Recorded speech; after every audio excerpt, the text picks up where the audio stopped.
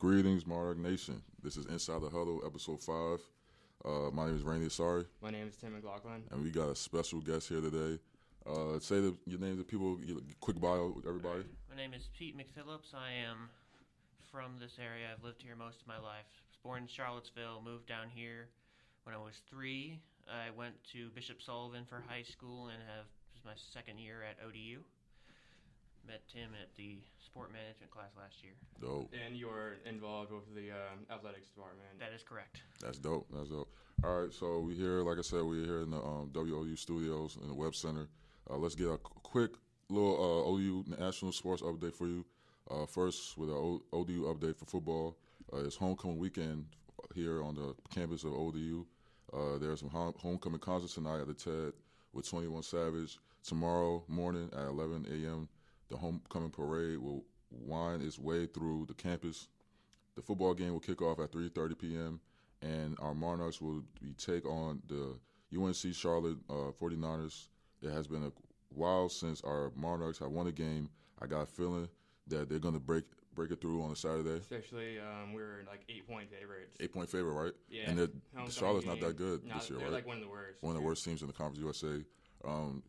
Pete, what's your predictions for this game? You think we're going to win this game on Saturday? I think ODU will win this game, but I do not think they will cover the spread. ODU has been very iffy on defense lately. Stephen Williams has come into his own more Yep, recently. he's playing well. Yep. But Ray Lowry and Jeremy Cox both need to have good games. Defense needs to get back on track. I think we win this game 31-25. 31-25. Yeah. That'll be good for us. What do you think the keys for the game are? Williams is going to need to not throw it into traffic. He's going to need to find open spaces. Ray Lowry needs to have a better week than he did last week. Jeremy Cox. Yeah, he only had like 19 yards, right? Yeah. He was injured, yeah. Cox had a great week last week. We need more of the same from him. Yep. And the defense needs to get some sacks because when they were getting sacks in the early season, they won their first 2 games. They got 15 sacks since they were leading the country first 2 games. Yeah, they've struggled to get sacks since the 3rd game, and they have not been able to win during the time. So I think if they get 5 sacks or more, they will win the game. Yep, cool.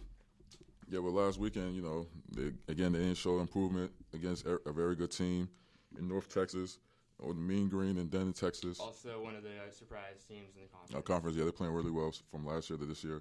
And again, we had the lead up to the 4th quarter, and we just couldn't hang on. We lost 45-38, like true freshmen. Stephen Williams, he completed 21 for 35 passes for 181 yards and two picks. The 181 yards is a career high for him, while also rushing for a career best 55 yards. Jeremy Cox, he ran for 109 yards and a touchdown. It was his second 100-yard rushing game of the season and the 4th of his career. Isaiah Harper returned 2 kickoff for touchdowns and had 3 on the season. And also on Isaiah Harper, he's leading the country with return yards. Yeah, and he win like special teams like player of the week. Yeah, that week. Correct. He did, right? Yeah, yes. It was great. Yeah, and also quarterback, true freshman, Steve, he turns 18 on Saturday, so it's gonna be a big game for him to hopefully get a win on his birthday. So on homecoming, birthday to him. yeah, great for him. So come out, folks, for the homecoming game on Saturday, folks. It will be a blast. Now moving on to men's soccer team, we'll tell you the update.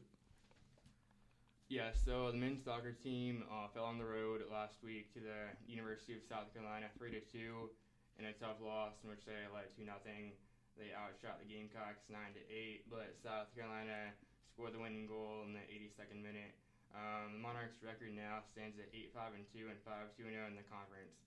The regular season finale is tonight at 7 p.m. against New Mexico at the ODU Soccer Complex. Come on out, and also note that the Monarchs host the Conference USA tournament next week. And Pete, how do you think that ODU will do tonight in their finale and/or next week in the tournament? Well, it depends on how they come out to play. They started really well last week. They went up 2-0 against South Carolina, but then they just completely collapsed towards the end of the half, allowed 2 late goals in the first half in order to get South Carolina back in the game, and then couldn't convert in the second half. They've lost 4 of 5, so they need to win. I think they win this game 2-1, but Klosterhalfen, he's been playing really well and needs to keep playing well. Merchant Akar, the goalkeeper, he needs to keep playing well. And I think they'll win it, but it will be very close. So do you think that we will play better in the tournament if we win and end the season on a high note?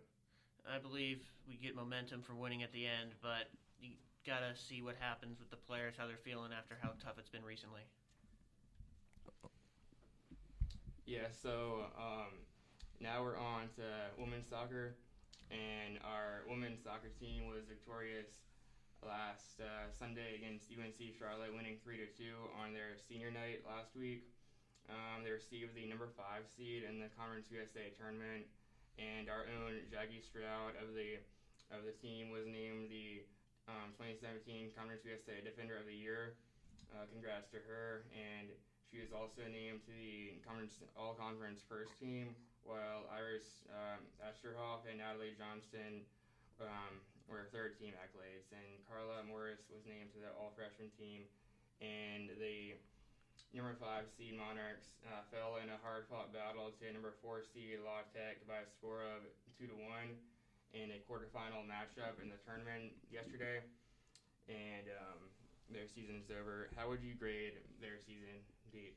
I would say it was a very good season, considering it's their best season since 2008. Mm-hmm.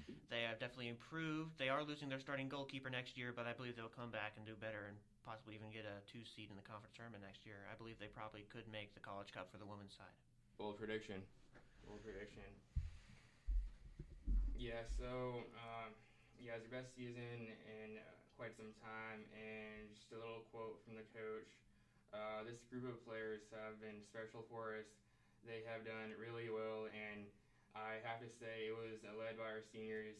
They have been awesome.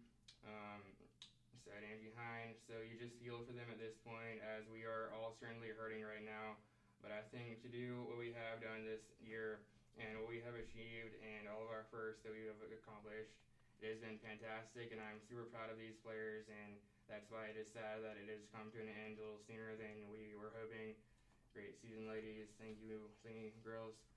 And next for the field hockey, the Old Dominion field hockey team dropped its regular season finale last Sunday to number 4 Virginia 4-2 on senior day at the LR Hill Sports Complex. It was a rain-soaked afternoon. Virginia, who ranks second in the nation in scoring, scored 4 first-half goals, including 2 in the first 8 minutes, to pull away from ODU. But the Monarchs outscored the Cavaliers 2-0 in the second half to cut the final deficit to 4-2. Quote from the coach, Andrew Griffiths: "We didn't really show up in the first half, and we put ourselves in a huge hole. That's been the last couple of games. We've been a bit slow to start early in the season. That was a strength for us, so we need to turn that back around." Next up is the Big East Field Hockey Tournament in Providence, Rhode Island, where the number 3 seed Monarchs will take on number 2 seed Liberty at 4 p.m. today. We will take on Liberty in the second semifinal after Connecticut plays Providence. And good luck, ladies. All right, now for the men's basketball, our men's basketball team was picked up to finish 4th in Conference USA by the Talking Heads. The season gets kicked off this weekend with an exhibition game against CNU on Sunday. Come out to the tent, check out on the new look Monarchs. But check on the new look Monarchs, Pete. What are your expectations for us this season? I think they'll be a defensive powerhouse like they were last year, one of the top defenses in the country. They need to keep playing well, get somebody who can make a shot in a tough situation, because they struggled with that. Yeah, that's true. Last year they had a few times when they just had complete terrible dry spells, so they're going to need to find ways to keep the scoring going, at least at a pace that it's not like they're just falling out of the game in about a minute. Do you think that Ahmad Tabor will live up to his preseason first team? Yeah, he's first team, right? Accolades, Pete? I think he will if he can manage to hit more free throws. He struggled a bit with that last year, but he has improved his stroke over the few years he's been here. I'm sure he's worked hard in the offseason. I think that they will do well this year. I think they'll probably finish 3rd or 4th in the conference and possibly have a chance at the NCAAs. All right, but who you think as far as on the team, because I know Caver, he can play, but who else is on the team you think can also has to improve this year? I think BJ Stith. He struggled with his shot a bit, but towards the second half of the season, he played much better. Mm-hmm. He is a very good player. He's son of the assistant coach and former UVA standout, Brian Stith. Yeah, he went to UVA too, right? And he transferred to come here, right? Yeah. He should improve very much this year. I think he might be a surprise in the conference. All right, cool. Of most of the new players on the team, including some freshmen, redshirt freshmen, who do you think our surprise player will be? I'm not sure. I couldn't tell you much on that because I haven't really kept up with that part, but I can tell you that the entire team is ready to play this year. I think they will do very well. Great. All right, now for women's basketball, our Lady Monarchs hosted the CNU for our exhibition game on Wednesday under the direction of new head coach Nikki McCray. OU ended up beating CNU 63-56, led by Kelly Loftus with 17 points, and the Monarchs had 53% shooting from behind the arc. And also Victoria Morris was 4 for 4 from 3, finished with 12 points. Michaela Timmons had 10 points, 9 assists, 5 steals. And Taylor Edwards finished with 10 points and 9 rebounds. It was a nice exhibition game against a Division III school from a year ago. Well, also, CNU was a Final Four team last year. Oh, I didn't know that. D3. That's dope. And the Lady Monarchs opened the season on Friday, November the 10th at 4 p.m. at the TED against the Liberty in the opening round of the WNIT. Cue the hard work ladies now for national level and professional sports. How do you think? Oh, you okay? Go ahead. How do you think our women's team will do? I think it will be a complete difference from last year. Jenny Sims was half their offense last year. Pretty much the best players ever. She's now gone, so they're gonna have to find scoring from someplace. Yeah. They were picked 10th, finished 10th in the CUSA this year. I think they'll probably be around that area. I think this year might be a rebuilding year, but I think the next few years with Pence and McRae at coach, they will definitely improve dramatically. Hopefully. Personally, I don't think that they'll be 10th. I think they might be like 7th or 8th, but I mean, I do think that they can't be super great this first year. They have to learn her system and all that. Yeah, it's first year head coach for the team, so hopefully always tough for around all the sports. Yeah, so hopefully they can turn around from this year to last year. Now for the professional sports, we start with MLB. So Tim, go away. Yeah. How about the World Series, everybody? It went all the way to 7 games with some games with probably the greatest World Series ever, right? From a lot of people saying. Honestly, I can't. Yep. Yeah, pitching and home runs and everything. Yep. Series ended on Wednesday night, and unless you were somehow not tuned in, the Astros won the game won the series 4-3 over the Dodgers by beating them 5-1. And George Springer was named MVP of the World Series after tying the World Series record of hitting 5 home runs. And there was 1-run wins, tons of home runs in 13-12 game, which was Game 6. Game 6. Game 6. Game 5. Oh, Game 5. Yeah, oh, okay. You're right. Second longest World Series game ever at 5 hours and 17 minutes. And by beating the Red Sox, Yankees, and the Dodgers, the Astros beat the teams with the 3 highest payrolls in the majors. And let's not forget that ODU's own Justin Verlander is with the Astros, and he was picked up with 2 seconds left in the trade deadline and won his first 9 games with them and pitched very well, get his first ring. Yeah, it was real great for him. Yeah. So we're happy for him. How would you think about the World Series? I'm happy for Justin Verlander. I am a Detroit Tigers fan, so I have watched him have a struggle in the World Series, so I'm glad he finally got a ring. Mm-hmm. The Astros have done a phenomenal job of building out their farm system. They haven't been splashing money around. They've actually been building up, and that's how they've gotten players like Correa and Altuve and Springer. Been going good. And I think they will be a force to be reckoned with in the next few years. Mm-hmm. And also, there is a 2014 Sports Illustrated magazine that, can you believe it or not, predicted that the Astros were going to win the World Series in 2017. Really? Yeah. I did not know that. Yeah. That's so, kind of just crazy that the prognosticators, or what you call them, can do that. But I guess just with their several hundred lost seasons, they knew that they were gonna break through. They're guys from the draft and all that. It's crazy because with the Dodgers though, they have a great pitching staff. They got 2 aces, right, with Darvish and Kershaw, and they both with Darvish didn't play good at all. And they have the best closer in the game. And, Kenley Jansen. Yeah, so people and Bellinger played well too. Yeah, both teams are young, but I don't know about you guys, but I think that the Dodgers has the best pitching staff. Yep. Actually, Bellinger did strike out 16 times in the World Series, a World Series record. That's crazy. Yeah. But Dodgers will be back, but one of the things they have done less building up the farm system and more just chucking money at everything. They really spend a lot of money. That's really hurt them because they're never really having a cohesive team. They haven't played together for a while, and just pieces coming and going, so that's hurt them. Yeah. And they still haven't been able to do anything in the postseason. They made it to World Series this year, but they fell at the final hurdle, so they're gonna have to figure something all out. that money they spent. It was like Bellinger's rookie? Yeah, his rookie year. Second year. Yeah. I think he's a rookie. Yeah. Yeah. So you gotta cut him some slack, but he'll do better, I guess. Yeah, that's crazy though, because with all that, all the pitching and all that money they spending, they don't, like you said, they don't have a lot of chemistry as a team. But you see the Astros, they keep the same core guys, and every year they get improving. So look at them. So the Dodgers are kind of one of those teams who does whatever it takes to win, get the best guys out in the market and all that. Yeah, that's great. Yep. Now you talking about NHL, right? Yeah. Now we're gonna switch to some hockey in the NHL, and this is kind of from the NHL.com site. Just a little bit about the 10 intriguing storylines 1 month into the season that some of the reporters made, and not going to go too in-depth. It's kind of pretty long, but number 1 is the best expansion team ever. The Vegas Golden Knights are 12 games into the season, and they've been playing pretty great and are on pace for 95-plus points, which would break the record for most points by an expansion team and all that. So that's pretty cool. And number 2, electrifying line mates. There's no better pair on the same line than the Tampa Bay Lightning forwards Steven Stamkos and Nikita Kucherov. The Lightning lead the league with 22 points. Number 3, the Young Devils hot out of the gate.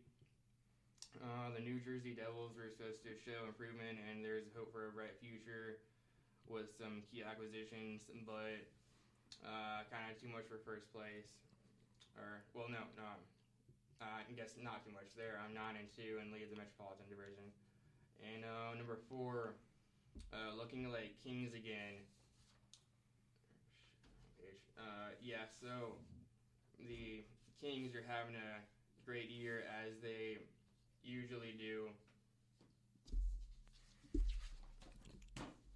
And they're 8, and Jonathan Quick, their star goalkeeper, is 8-2-1 and has a 1.99 goals against average, and they're first place in the Pacific Division.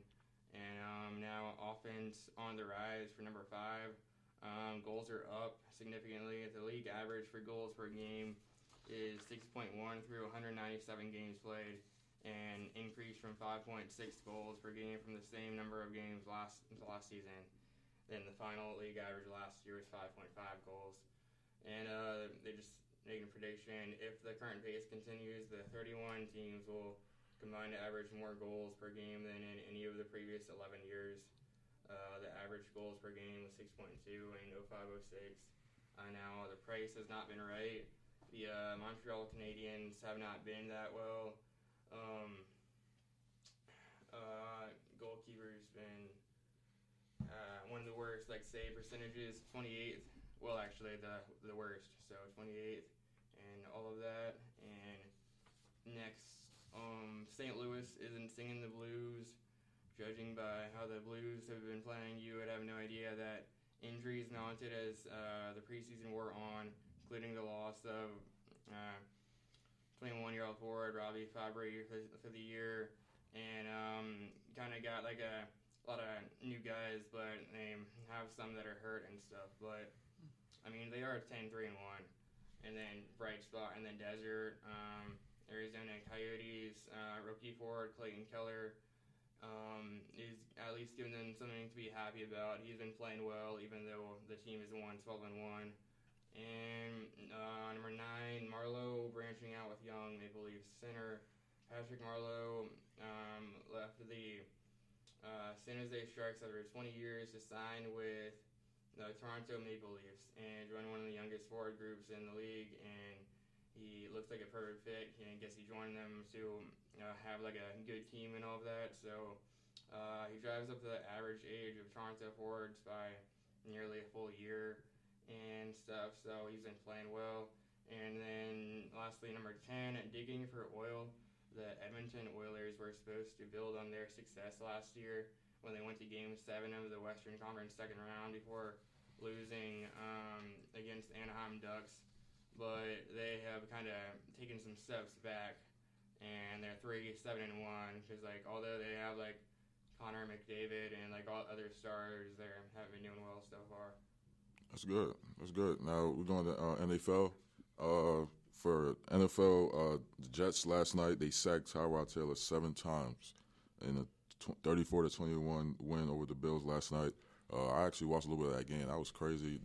Every time he dropped back to the pocket, he was always getting hit every time. Yeah, I watched highlights, but I didn't see it. Yeah, it was crazy. And I think Richard Incognito, he's one of the guards for the Bills. He kind of blasted the NFL because of the reason why they keep playing Thursday night games. It's not really good for the NFL or the players. Yeah. And the coaches, because the coaches don't really. I mean, it's a short week for everybody. Yeah, it's a short week. So I mean, what do you think, P? Like as far as with the Thursday night games, do you think like they should just like the NFL should just cut it off completely, and just every game should be a Sunday night, Monday night game? I don't think so. I do think they should cut them down because they're playing one a week, and so at least they aren't signing Monday and Thursday games, which is probably the only good thing. But there's 4 days in between. You don't really have much time to get ready for it. Yeah. Especially if there's teams in the league who play multiple Thursday night games in the season. I mean, yeah, that happens. I think every NFL team plays a Thursday night game, if I'm not mistaken. But, yeah, but if a certain team plays like 2 or 3, then that take a toll on them. Yeah, I mean that's true because I mean a lot of people. I seem like a lot of players don't like it because usually they just start to feel like their body like coming back to form like that Friday. They don't have enough days of rest. Yeah, have enough days of rest. The coaches don't have enough time to prepare for the other team. It just seems like it's a bevy of things that they just don't like about it. But I mean, yeah, I guess that's an excuse you can say maybe for that. And now for another topic, Deshaun Watson is out for the year. I mean, I feel sorry for him, man. That's crazy. ACL in practice the other day. It was like they said it was like a non-injury thing. It was like he was running a re-option play. Non-contact. Yeah, it was non-contact, and then like for some reason he hurt his knee by doing that. So it seemed like they always gonna allow bad luck. J.J. Watt was out for the year. Yeah, I mean that's honestly a huge loss because he could have easily been one of the best rookies. I mean, he was gonna pretty much win Rookie of the Year. He was tied for the in the league for touchdowns with 19 touchdowns. So yeah, I mean that's crazy. So what do you think this as far as with the Texans? What do you think they start now? Like you think how bad you think they're gonna miss him? Pete? I think it's going to be a really devastating loss. I don't know if they can recover for it because they have Tom Savage at quarterback now, and that doesn't exactly inspire confidence considering how he played in the first game. Yep. And that's how Watson got to start. Mm-hmm. I think they also made a mistake by not signing Kaepernick here because he's great. He can play. He has the type of skills for the offense they're running, but in their defense, Matt McGlowan, he actually was under Bill O'Brien at Penn State. So he knows how that's they true. play. Already had a connection there. Right, yeah, I forgot about that. That's true. I mean, I think since they're kind of down Deshaun Watson and Tom Savage isn't the best, maybe they should trade for somebody now. I don't know. I mean, I don't know. I mean, I just feel like if they got Matt McGlowan, like you said, I forgot that he played at Penn State and Bill O'Brien was there, so. I mean, that makes sense. Maybe give him a chance, but I mean, if it still goes downhill, then yeah. I mean, that's true. I mean, what are they like? 3-4? They're 3-4. I mean, they're still playing a weak division in the AFC South, right? Or the AFC North. They're in the AFC South. AFC South with what do you got? Jaguars, the Texans, Titans, and the Colts. So yeah. I mean, anything can happen in that division. Anything can happen in that division, but I mean, it looks like the Jaguars have it now. They pretty much got it unlocked at this point. I mean, they really got a great defense. They just traded for Marcel Darius, so. I'm not so sure. The Jaguars have been wildly inconsistent this year. they have, with their quarterback play. 1 week they're completely indestructible. Next week they are mortal. Yeah. So. It really comes with their quarterback play with Blake Bortles at the helm of it. You know, he's not really that good of a quarterback. Well, I mean, he has a long release. It just seems like he throws a lot of picks. But he has potential. He just has to practice. I mean, yeah, that's true. I mean, but it seemed like when because I think 2 years ago he had a really good year, but I think a lot of people don't know is that a lot of his touchdowns or his yards was coming from towards the end of the game when they was down by a lot, and he had to throw the ball just to keep his team in the game. I wonder what'll happen with the Colts too. I mean, with who? Andrew Luck out for the year too, right? Andrew Luck out for the year. He was declared out for the year this week, I think. Yeah, this week. I mean, it's just a shoulder injury, like a torn labrum. I ain't know it take you that long for you to, it's to recover from that. By the time you come back, they're already out of the playoff race, basically. So cut your losses, don't get them injured, come back next year, try to do better. Jacoby Brissett's doing okay considering main problem is that he doesn't have an offensive line. Yeah. Really don't, Because it's kind of like you need everyone to work together. Right. You need the whole puzzle to fit together. So right. Yeah, that's true. But I just feel like with Andrew Luck, it seemed like a lot of people really think his career is he's not going to be the same quarterback anymore. Because from what, it take you for a torn labrum for you to be out for almost like 2 seasons. You'd have it's to crazy. Go through some intensive physical therapy. Yeah, he already has to. So yeah, but maybe he's one of those guys who are just like injury prone. Yeah, or like some guys are. But he's a tough. This is really the first time he's really been hurt. I think last year was he hurt too, right? I think he's had a few injuries over the years, but this is the first real serious one he's had. Yeah. Mm-hmm. So I guess we'll see how he bounces back. See how he bounces back. Okay, now Jay Ajayi, he's traded to the Eagles for a fourth round pick. I'm really shocked about that one. It's an absolutely ridiculous trade. A ridiculous trade. I don't see how. The guy was a Pro Bowl last year, ran like 200 yards for like 2 straight games last year. He doesn't have a rushing touchdown. He hasn't really been playing so well, but he's still a good running back player, and for them to give away just a 4th round pick. I think they could have at least gotten at least a second round. At least a second round. And I'm kind of surprised that Philly even traded that. I feel like Jason Peters, he's out for the year, and they really need a left tackle to replace him, and they don't have a 2nd or a 3rd round pick, and now they just gave away a 4th round pick. I think they're just trying to win now at this point, but I think like towards this the is end. Gonna help the Eagles more than anybody. Because of course. They're almost like adding another complement to their running game. Yeah, that's true. Maybe it'll be like a committee, a running game or something. I don't know how they're going to. By the Saints, I don't know. I don't really think they need them, but they just got. They're already a good team. They're a great team, but they already just got. They're just greater than it was before. So they were kind of going to win the. I don't know about you guys, but I think they were going to win the division regardless. Of course, they already at this point they clinched the seat. Now they're probably going to go for like home field. Or something. They definitely. The Cowboys have been torn apart with the whole Ezekiel Elliott situation. They haven't played to their best. Yeah, the Eagles have been absolutely phenomenal this year. Carson Wentz has come out and played really well. They've gotten a lot of good bounces, and the Giants are having a down year. And then the Redskins. Are just wildly mediocre as usual. Yeah.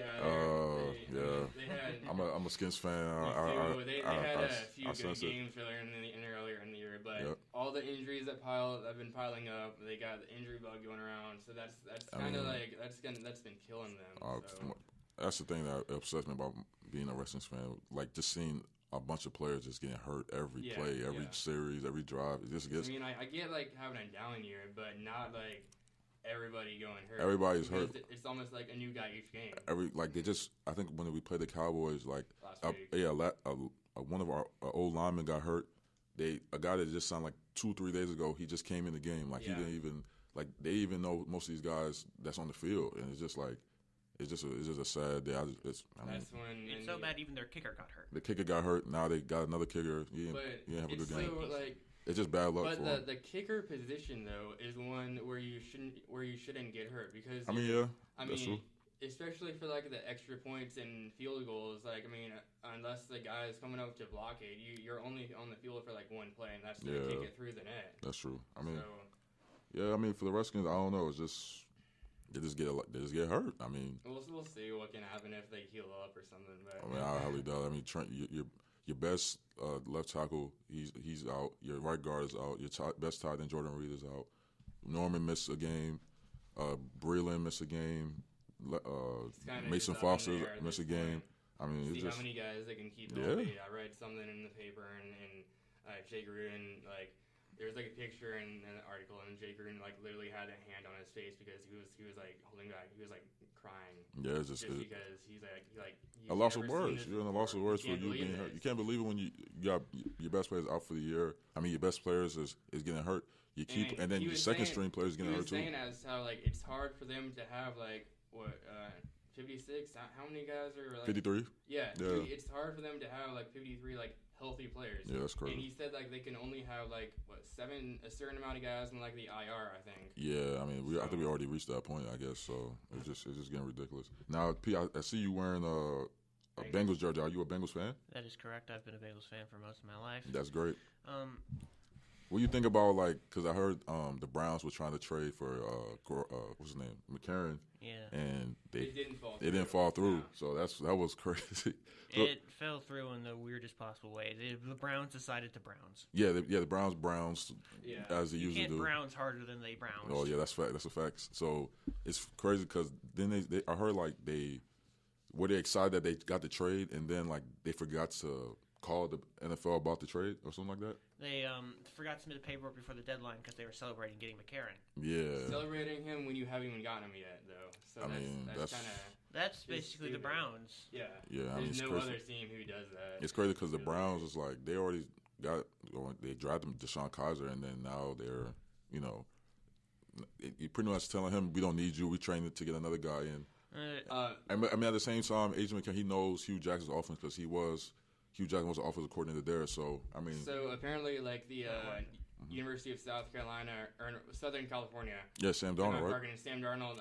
He's thinking on staying. I heard USC about that because instead of going to the Browns. Who would want to go to the Browns at this point? They're just utter trash. He's thinking about doing that. He's thinking about doing that if the Browns get the number 1, number 2 pick. Which they're more than likely going to get. I mean, they're more likely going to get. They never won the game. Them or the 49ers. Eli Manning and refuse to be treated to play for the Browns. Yeah. Manning forced to trade.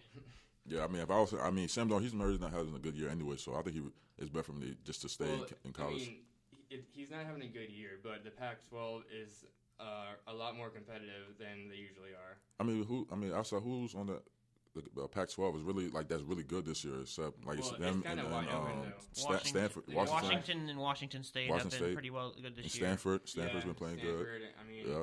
Stanford's been very solid. But the other game when they played against Notre Dame, Arizona winning and all that. But I mean, even the game I think they played last week against Notre Dame. Sam Darnold played like he was back in high school. He didn't have a really good game. Notre Dame killed him. Be honest, they are having a phenomenal season. Surprise. They were 4-8 last year. Yeah. They've already eclipsed their sack and turnover totals from last year. They are continuously moving the ball. Yeah. Josh Adams is running it insanely well. Mm-hmm. And they have a chance to be in the college football playoffs too. So their only loss comes to the current number 1 in the college football playoff rankings, Georgia, and that was by 1 point. Yeah, I mean, we were shifting the NFL, but let's talk a little college football. Who y'all think is the top 4 teams that's going to be in the next playoff in the year? Because I got Alabama, of course. I got who was Clemson. I mean, I had Penn State, but before that loss, it's kind of you never know about that one. And then Notre Dame and either I think Ohio State at this point. Yeah. I mean, I have number 1 Alabama, then probably Georgia. Oh, I forgot about Georgia too. Yeah, Georgia. And then Notre Dame, and then Ohio State. But, I mean, I think the winner of the ACC and the winner of the Big Ten are both going to have a good chance to get in. Because, I know, Clemson and Miami Tech, there's a bunch of, there's 2, key matchups this weekend in the ACC. Clemson and NC State and Tech and Miami. Yeah, that's going to be a good game. Yeah. That will be very because they play at NC State, right? Weekend. They play at NC State, so it's gonna be a crazy game. And NC then State, one of the best defenses in the country. Yeah, that's true. But then Clemson, very good offense. So yeah. I mean, and then it's kind of Penn State, Ohio State, and is there another good team in the Big Ten or? I mean, Michigan was supposed to be a good team, but they didn't really play well so they far. They lost their starting quarterback, and their backups are not good enough to at beat. all. Yeah, Wilton State. Yeah. Yeah, he's not. He hasn't had a good year. He's been out. So I mean, but at the same time, I just feel like with damn, what I was gonna say with damn, my memory just messed me up. Oh man, that's crazy.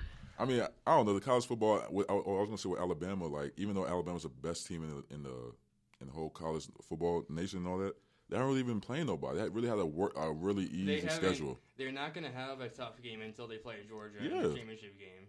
That's true. Auburn, you gotta say they're okay, but I still think that Alabama, they've literally given one of the top seeds just coasting on it. They really just coasting at this point. The Auburn game is always going to be somewhat good, but it's always going to be overhyped just because it's the Iron Bowl and the rivalry and stuff. Yeah. I mean, the biggest like Iron Bowl memory I have is when Alabama was like kicking an extra point or something. It was a 57-yard field goal. Yeah. Field goal, and Auburn took it back.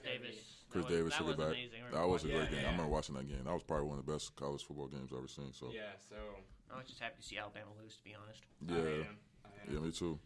Yeah, but going back to NFL and your Bengals, I feel like they're always one of those teams that are a talented team, but they can never like win a playoff game. They can't really put it together when it comes to the playoffs. Like, why you think that? I mean, really tough thing there because they should have won it 2 years ago. When they played the Pittsburgh, right? Yeah. Jeremy Hill doesn't fumble, they win that game. Yeah. But also if Vontaze Burfict, if he didn't hit, they still have a chance for a field goal, but instead of like a 50-yard field goal, it was like a 38-yard field goal because Burfict decided to be an idiot. But it didn't hit Antonio Brown in his head, give him a concussion. Like, I mean, it just seemed like y'all have a really good, like stupid plays, and like smart decisions. And then also on that play, Adam Jones got an unsportsmanlike after the play, so that was actually a 30-yard penalty they got out there. Yeah, I forgot about that. Yeah, that's true. I mean, it seemed like y'all have a talented defense. Your front seven is good with Dunlap, and then you also Lawson that y'all drafted. Carl Lawson has been a beast this year. I mean, also Geno Atkins is always a great D tackle guy. They can't do anything because their offensive line is a pile of garbage. Yeah. Allowing like 10-yard sacks at least once a week. That's true. They have Joe Mixon. He's been a decent player. But he's been fumbling too. He's been fumbling, right? I mean, especially not as much. Yeah. He's been pretty good with the ball. But in the limited time. He hasn't been able to find too many holes because the offensive line is just giving away. Yeah, they gotta find some guys who can like be good on a consistent basis with the offensive line because the offensive line is like the key for the offense's success. Yeah, but it seemed like also y'all do have talented running backs with Jeremy Hill, Giovanni Bernard, and Mixon. Do you think the carries can't all go to all three of them? You think they should maybe after the season they should try to trade Jeremy Hill because I heard there was some rumblings about him being traded. He's probably going to be gone by the end of the season. He's on last year. He's not very happy. Yeah, he's not really happy. He's not getting a lot of runs, but he had a great year back in 2015-16. Mm-hmm. But if people remember, the offensive line was completely stacked that year. Right. They had some of the almost the 5 best linemen in the country, and they also had Marvin Jones and Mohamed Sanu along with AJ Green, so they had 3 of the best receivers. And then now 2 of them is out, and now they out there. And Andy somebody else. Dalton was playing some of the best football. Yep. Started 8-0 and struggled down the stretch, but still, they really struggled when it counted. They struggled with counting, and that's just been the theme for the Bengals for the past 30 years. Yeah, and also with the I think when we first started our show, I remember we talked about who was going to be on the hot seat. Yeah. And I think I had Marvin Lewis. I just seemed like I said, it can never win again. Needs to go. You think he needs to go? Yeah, he's been there for too long. He's a good coach, but he's got us to playoff a lot, but he has done absolutely nothing in the playoffs. And the play calling is trying to do different plays that aren't working. And they fired the offensive coordinator for scoring 9 points in 2 games to start off the season. That's terrible. At home, y'all didn't I remember the first game to see y'all ain't scored no points at home. Well, that was because Andy Dalton decided to throw everything to the Ravens. But how do you lose? How do you scoreless at home though? That's crazy. The first game even did really well. They went to Green Bay and scored 24. 24 points, and they still gave the lead, and they lost that game as well to the Packers. So they got Aaron Rodgers. You can't when you have Aaron Rodgers. But they had him when he was there. I mean, they got Brett Hundley, and he's a good player. But my uncle is a huge Packers fan, and he's loved the Packers for most of his life. He actually owns stock in the Packers. Wow. The thing is, he doesn't think they have any chance because the defense has always been suspect for the Packers. Their corners, and they went 15-1 that one year, but their defense was just leaky, like a leaky sinking barge. I mean, pretty much Aaron Rodgers had to come back and let them bring him a win. Because their defense is not that good. It shouldn't happen. I mean, this is the second time Rodgers has broken his collarbone. They did it back in 2013. And that was another one. He managed to come back in time to get them in the playoffs because the division was incredibly weak. But this year, you got the Vikings who are at 6-2 and playing well, even with Case Keenum at quarterback. The Lions are pretty good. Although there is a chance that Teddy Bridgewater comes back. I don't think he's going to play though. I think right now they probably would stick with Keenum. Yeah, they'll stick with him because he's been playing really well. So Bridgewater hasn't played in more than a year and a half now, so they have to get it back in. Slowly getting back in the groove of things. Right. That's true. It's true. For the Packers, for the Bengals also, what do you think? Do you think they should stick with what's it called? Andy Dalton at quarterback? Because it seemed like a lot of people always seem like he's good, but he doesn't really. Can they take the team over the hump? Yeah, can he take the team over the hump and make them deep in the playoffs? Conflicted because it depends. It's like a week for week basis with him. You never know what you're going to get, but then A.J. McCarron isn't exactly the best quarterback. That's true too. Yeah, that is true. Yeah, back so because he was good at Alabama, but it's I mean, he was also good in that. I mean, he was also okay in the playoff game when the last time they played. For Dalton with the injury. They could have won the game. Yeah, he played all right. So he brought him back from like 15-0 down, but the way the team is playing, I think probably we stay with Dalton there for a while and then see what happens. But and he's played considerably better after that horrible first week. First week, he has been improving. So now, we had in our little notes that we had Ezekiel Elliott. He was going to be suspended 6 games, but now it's kind of changing as we speak. Yeah, so he's going to play this. He's going to play this week. Temporary stay. Yeah, he's going to play this week against the Chiefs. At first, we were going to ask, what you think they're going to be without him, but it seemed like he's still on the team. So what's your reaction to that? I think he's still going to get. Of course. He's not. He's already. It's been through arbitration. It's been through everything there. He's tried with the court so many times. I think this is probably his last. After this game, he's probably going to get the suspension. Yeah, of course. The later he appeals it, the worse it's going to be for the Cowboys because at this point he's going to be out for the crucial 6-week stretch. So he could seriously injure his team's chances of making the playoffs. Yeah, usually after. Honestly, he probably would have been better if he had just taken it at the beginning of the season. Exactly. Yeah. I mean, that's what a lot of people are saying. I feel like because usually when it hits November, December, especially with their record, they're 4-3. Using November, December, using November, December is really the crucial time of the NFL season. He's not going to be there. He's not going to be there. So I guess he just wanted to fight. I mean, you got to fight, but at the same time, Tom Brady tried to do the same thing. You got to think about the pros and cons. Tom Brady did manage to make it through a whole season. He did make a whole through a season, yeah. And then they still went 3-1 with him without him there. Yeah. And Ezekiel Elliott, Dak Prescott, I don't think is good enough to play well with Ezekiel Elliott gone. He relies on Ezekiel Elliott in the ball carrying to give him an extra out opening so he can throw the ball well. But unless someone steps up in but his place. but we don't. I mean, I feel you on that. Next but in at the line same is time, Alfred Morris, and he didn't really do much with the Redskins in the last few years. So. Yeah, I mean, at the same time, I understand that. I understand that, but at the same time, we don't know because he hasn't really missed any games. Zeke, he hasn't really missed any games with Dak Prescott as quarterback, so we don't know yet. I mean, we all think he's going to get suspended. They're 4-3 with Ezekiel Elliott in, so I think they might not even win a game without him there. Right. Yeah. That's true.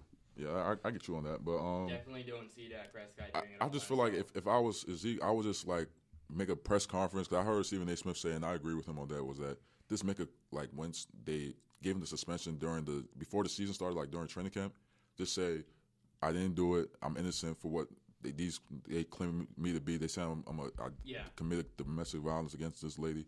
I didn't do it, but I'm just gonna just take the 6 games, take the high road, take the 6 games, and then agree with them. Agree with it. Take the 6 games. It's just the start of the year, Just take the 6 games, and then you'll be back during the crucial time of the year, and you can bring your team into now it's gonna hurt his Now it's gonna hurt his team. He's finally coming into form. He struggled the first few weeks, and he finally comes into form. And now because of his fighting it, he's not gonna be playing at all for basically the rest of the year. So.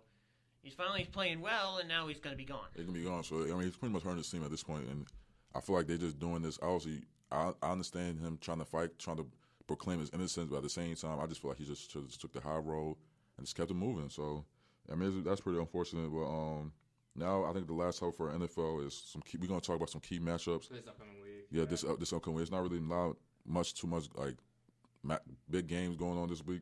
The one game we think about is the Packers and Falcons game. They are 2 division rivals. Lions.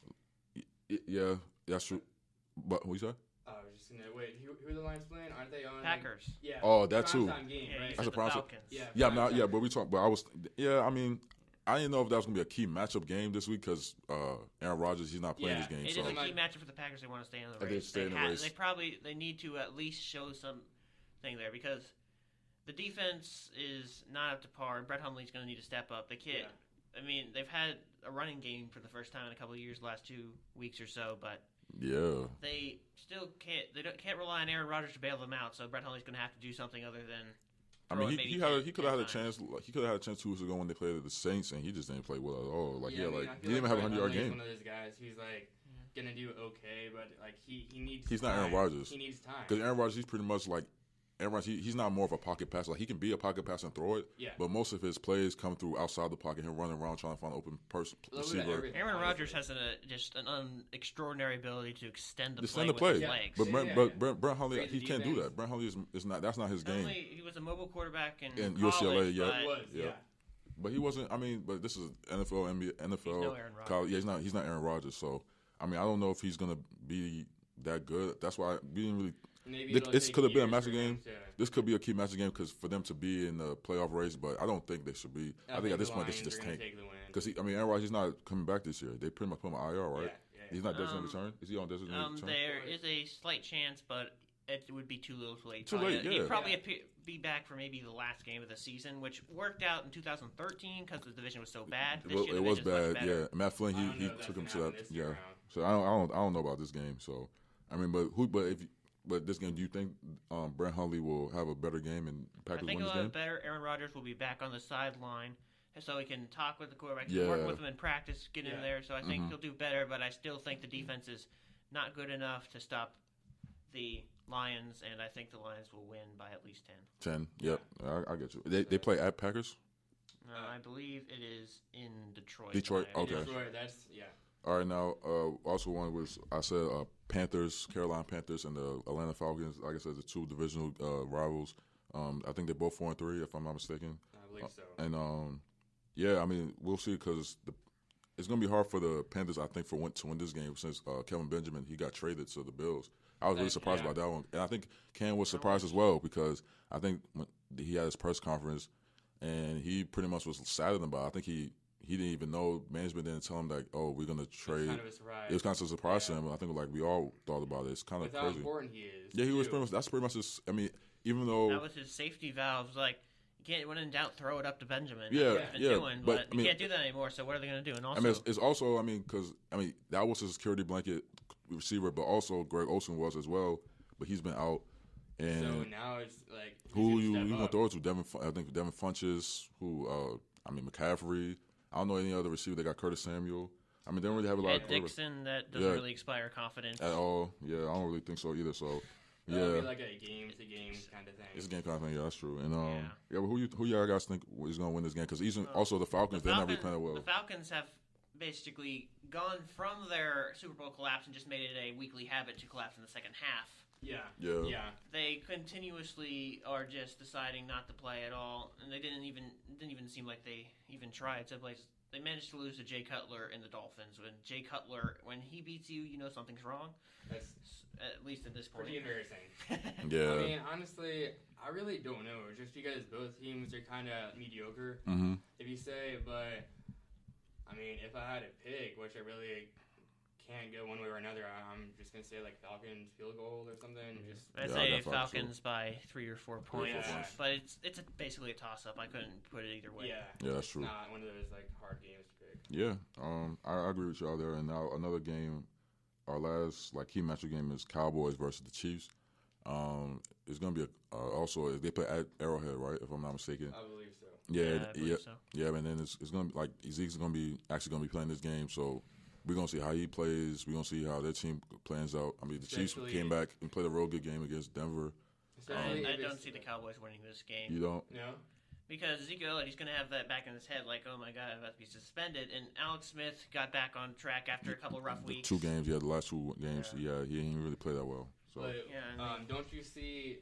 What can't you see like Zeke having a good like last game almost before his suspension? I think it depends on how he lets it affect it. And also, the Chiefs' defense has been pretty solid this year. Yeah. They forced 5 turnovers, admittedly against the Broncos, who have basically no offense. Mhm. Yeah. But still, I see the Chiefs winning this by at least 7. 7 games. Yeah, I'm saying 10. I'm saying 10. Yeah, I say 10. I'd say about 20-10. 27-17. I think so. That's pretty accurate. You're pretty Yeah, accurate same. number. Yeah, I mean, like Alex Smith has been absolutely incredible this incredible. week. He has been playing really, really They well. just And Yeah. Kareem Hunt, he's fallen off, but the first 3 weeks he was absolutely unstoppable. Yeah, He had some of the best first couple of games in like a rookie's history. So yeah, he's been really playing really well. And I mean, it's like it's gonna be a good game. I think Marcus Peters, he's really gonna follow around Dez Bryant and pretty much lock him down. Dez Bryant really hasn't had a really good year, this year, well, even the past 2 years, he hasn't really playing that well. I do see it being a two-scoring game, 27-17. But if the Chiefs can get back to the way they were playing in the beginning of the year, then they might be a force to be reckoned with. Force to be reckoned with, yeah, that's true. Yep. They showed signs of how they started the year off in the game, this most recent game. But yeah, I think they have a very good chance. Depends on how the Patriots finish, because the Patriots, their defense, it has improved, but it's still nothing. Yeah, but I mean, I think it's the Chiefs' division to win, though, with the Broncos and the. I don't know what happened with the Broncos. Broncos. Have shown nothing. Trevor Siemian is just throwing the ball for everyone. I mean, by the same time, he can't stay in the pocket forever. The O-line is terrible. No. It seems like every time. They're going to start Brock Osweiler, which tells you something's wrong. That is, yeah. When you get Ross Osweiler, I feel like the Broncos just completely collapsed. I feel like the Broncos collapsed after Peyton Manning retired. Oh, yeah, most definitely.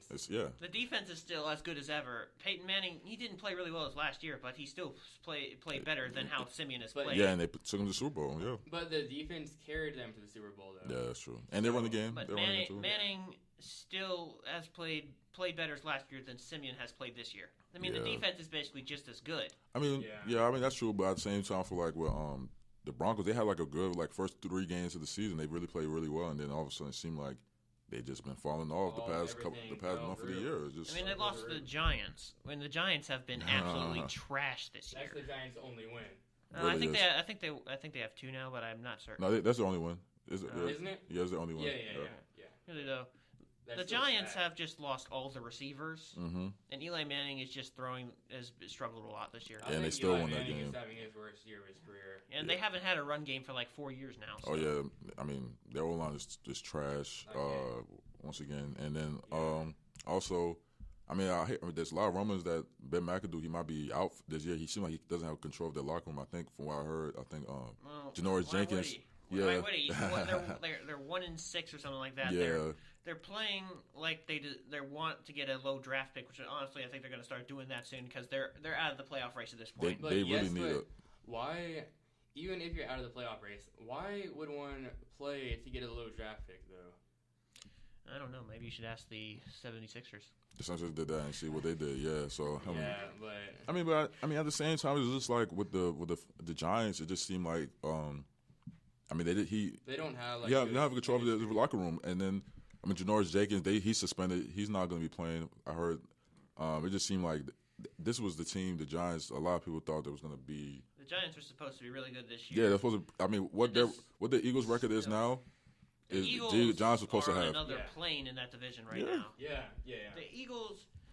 Because it's funny because the NFC East is usually the most competitive division in the NFL, and now the Eagles are just running away with it right now. The Eagles have 2-3 game lead. Their only loss was 7-point loss to the Chiefs, and they probably could have won that. They could have won that game. That was a close game. They probably should have won that game. Yeah. So I mean, we'll see if it tightens up later. I mean, but at the same time, I feel like with the Eagles, they really had an easy schedule. They really haven't played nobody, and then from what I hear, they throughout the season, they have the easiest schedule going forward. So I mean, their toughest game has been so far against the Chiefs, and then outside of that, they who their wins played against both the Redskins, the Chargers, the 49ers. Yeah. I mean, they don't really inspire confidence. The Giants.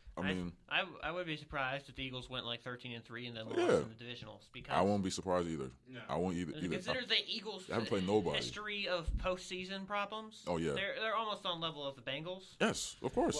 Well, but the thing is, what the difference between the Bengals, that the Bengals they go to play, they don't win. But the Eagles, they make it to the NFC Championship game and then lose heartbreakers. And lose heartbreakers. I mean, even the Super Bowls. Yep. Well, the first one wasn't a heartbreaker; they just played awful. But I mean, most NFC East teams are somewhat okay in the regular season, then completely collapse in the playoffs. Oh, that happens every year. I mean, I feel like the same thing happened to the Giants. The Giants win the Giants have been the only team whenever the Giants are really good, they lose in the first round. Whenever they finish 10, 6, 9, 7, they go to the Super Bowl and beat the Patriots. Yeah, I think it's easy as easy as the Eagles' remaining schedule is, but you have to take into effect that anything can happen any week. Yeah. So there could be an upset. Someone get hurt. Yeah. So anything can happen. Okay, now as far as with MVPs, who you think is going to be the MVP player this season for the NFL? Because Wentz has been playing well. Tom Brady's still playing well at his age. Honestly, I think it's going to be Tom Brady. Think it's gonna be Considering Tom the Brady? defense, how bad it Yeah. is, he's still managing to win games. Yeah. Yeah, because I think he gets it. I hate to say it, I'm not a big fan of Tom Brady, but You're I not a think big fan? Why are you not a big fan of Tom Brady? It's just really annoying. He wins so much. Yeah. The Patriots struggled in their first couple of games, but now they're back on track. Yeah, The defense is still bad, but the offense has dramatically improved. Right, that's true. I agree with you on that. Definitely Tom Brady can carry the team. Mm-hmm. So. Unfortunately. Yep. And now, as far as what about defense MVPs? Who you got in the defense MVP? No, I haven't really seen much on the defensive Yeah. side. There's been no real standouts this year. I feel like this season is a lot. It's not a.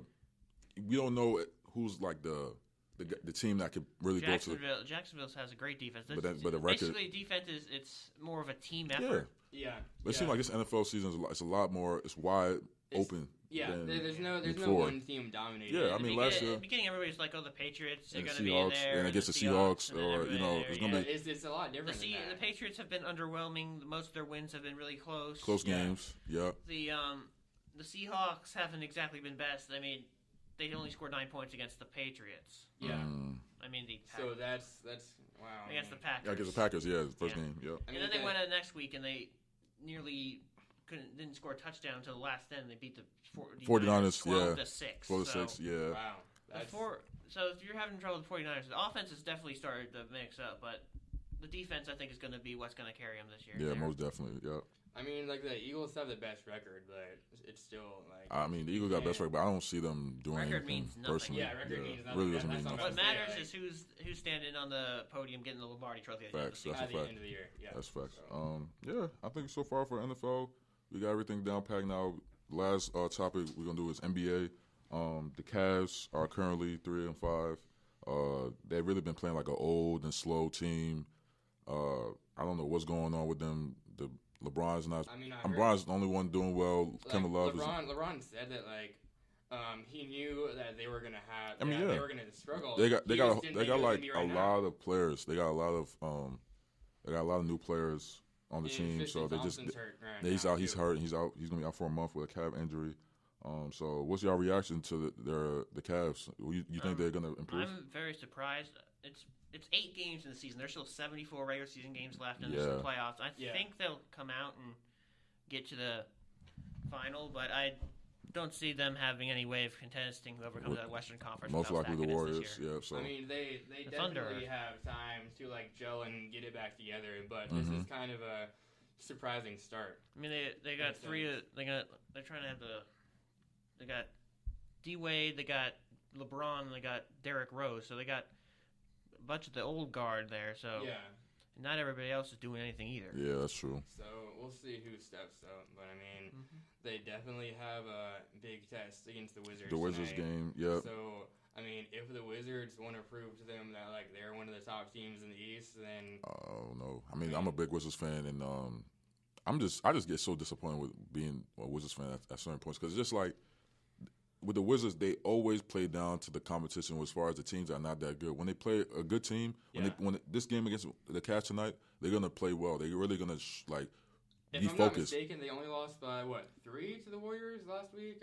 But they were up by 18 during that game, and then it's still not that bad that they only barely lost. But they should have won that game though. They were up by 20 almost 20 points going to the half. They were playing really well the first half, and then that little scuffle with Bradley Beal and Draymond Green happened. Yeah. It seemed like Golden State really just turned They got up. Steph Curry, Klay Thompson, Kevin Durant. That's true. Yeah, that definitely helps them on that part. Yeah, that's true. So, that's true too because at first during the game, all three of them wasn't having a good shooting game, and then all of a sudden towards the third, fourth quarter, they really turned it up and they came back and won the game. But I just feel like at the same time they should have won that game. Where's the game at tonight? At Wizards. Honestly, with the Warriors, I wouldn't be surprised if they did not make the finals because the Spurs and the Thunder are pretty strong this year, so I wouldn't be surprised. Yeah, I get you. I get you on that. Me too. But at the same time, I think Lonzo. The Spurs. The Spurs. Kawhi Leonard. He hasn't been playing this year. He hasn't played this year, and they team at first they were 4-0, and now they lost 4 straight games so far. They lost They lost yesterday to the Warriors. So, it's gonna be. We're gonna see how it goes, but.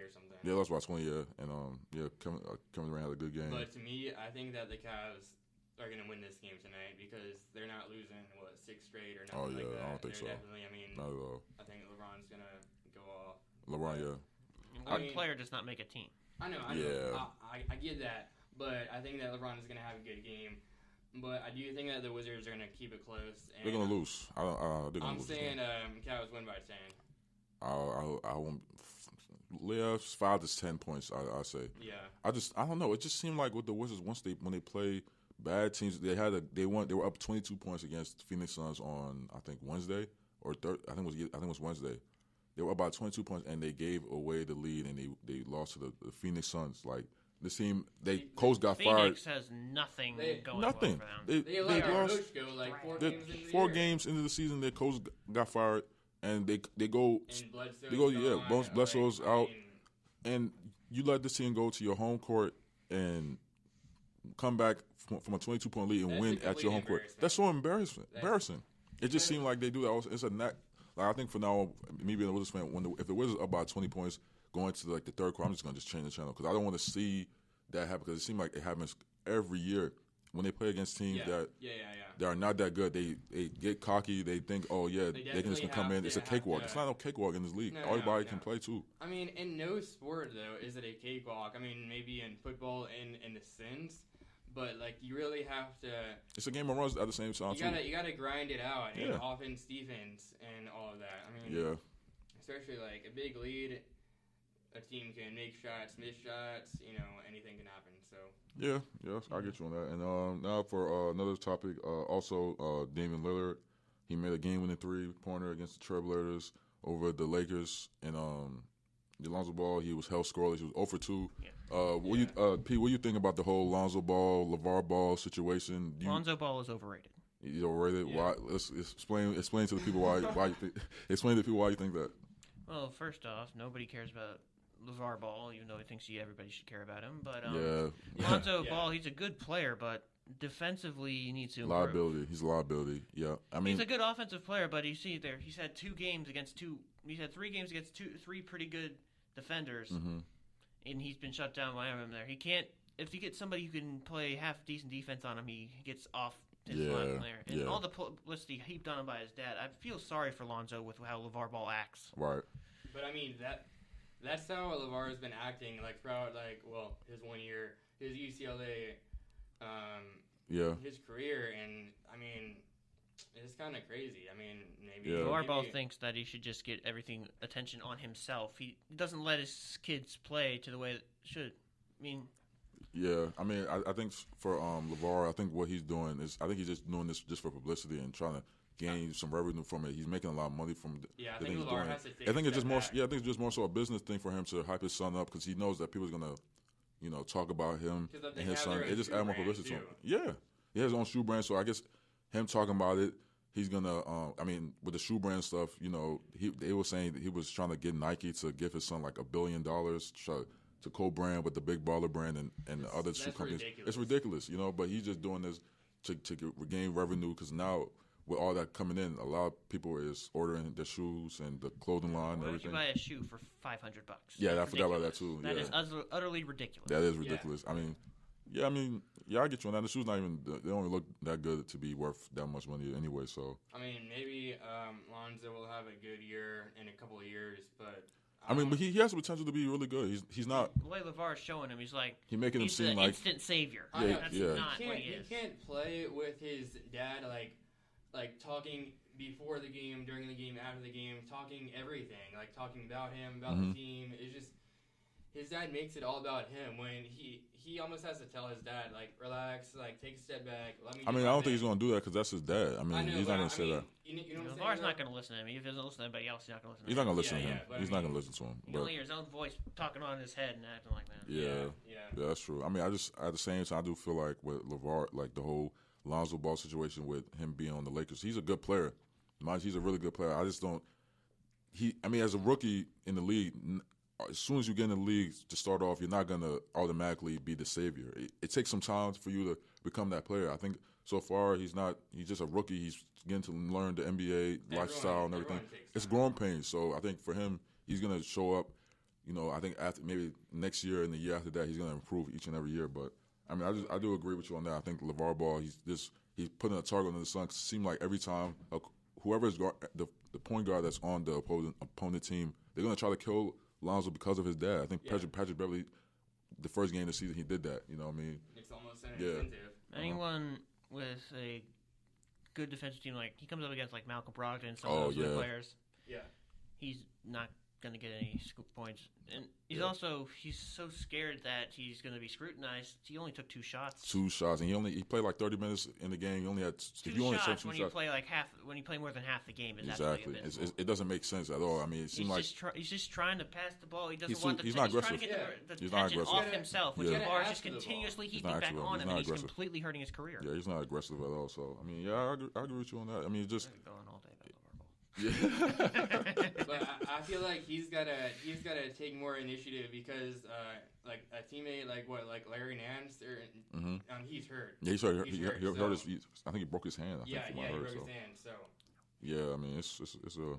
We'll see how it goes throughout the year. I mean, it looks like it just seemed like it's more of a business situation with the whole Lonzo Ball situation and LeVar Ball. He's just doing it just to gain revenue for his brand. It's all business at this point for him. So. Yeah, I think so, and I think that's about it. I think for one last thing, before we let you go, Pete, who you think is going to be the MVP of the NBA? So once the season ends, I think it's going to be between Steph Curry and Kevin Durant. Oh yeah, both of those two are really good. Russell Westbrook might get in there, but Steph Curry, he won it 2 years in a row, and I think if he starts getting better, he will. But I mean, what about the Greek freak? You think? What about the Greek? I seem like the Greek freak as well. Antetokounmpo.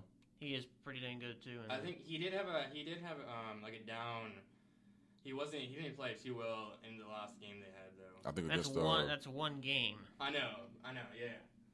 But yeah, I mean, that's true. I mean, he's averaging about 35 and like 15 for the year. I mean, it's kind of. But isn't it hard for Steph Curry to win it three times in a row, or like for anybody? It is hard. He didn't win it 3 times in a row. Last year was Westbrook who won it, but. I know, but if he does win, still anybody who's going to continuously challenge for the MVP. You got to think that they're going to have a lot of pressure on them every year. So, right. Yeah, that's true. If you get too much pressure on you, you're not going to perform. Mm-hmm. Yeah. Lonzo Ball. Yeah, I agree with that. Well, I think we're good so far for the show. Yeah, that's about it. That's about it. Pete, thank you for joining us for episode 5. For having me. Yep, episode 5 of Inside the Huddle. Thanks very much. Thanks for listening to Inside the Huddle, everybody. Yeah, please tune in. Yep, please listen again next week as we bring another update on ODU sports and other interests. Until then, go Monarchs. Go Monarchs. Yep.